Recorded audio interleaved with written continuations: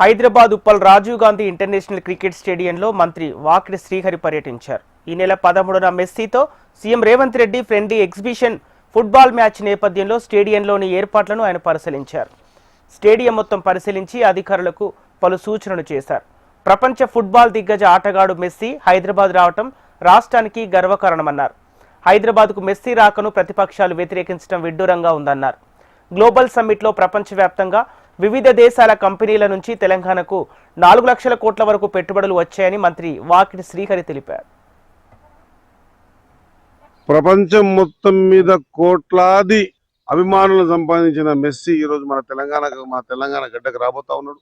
ఆయన్ని చూసి ఆయన జీవితంలో పడ్డ తపన, ఆ క్రీడ మీద ఉన్న ఆసక్తి, ఆ క్రీడలో లీనమైన విధానం, ఎందుకు మెస్సీకి ఇంత క్రేజీ ఇంటర్నేషనల్ లెవెల్లో ఉంది, ఇదంతా కూడా ఇక్కడ ఉన్న యువత లోపల మార్పు తీసుకొచ్చి మత్తు పానీయాలన్నీ వదిలి మైదానాల దిక్కు యువతని తరలించడానికి చేస్తున్నటువంటి ఒక భగీరథ ప్రయత్నం. ఈ ప్రయత్నంలో భాగంగా మెస్సీ గారిని సాదరంగా ఆహ్వానిస్తా ఉన్నాం. ఆ చిన్నపిల్లలతో ఒక 4 మ్యాచ్లు 5 నిమిషాలు ఆడిన తర్వాత ముఖ్యమంత్రి గారితో కూడా ఒక మ్యాచ్ ఆడతారు.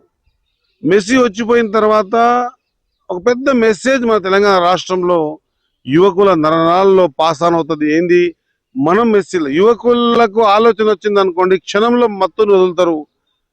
సేమ్ టైం ఆటలల్లో స్పోర్ట్స్లల్లో ఇంటర్నేషనల్ క్రేజ్ ఏ విధంగా ఉంటుందో తెలపాల్సిన అవసరం ఉంది. దీన్ని కొంతమంది వ్యంగ్యంగా వెటకారితనంతో మాట్లాడే వాళ్ళకు ఒక చిన్న కోరిక.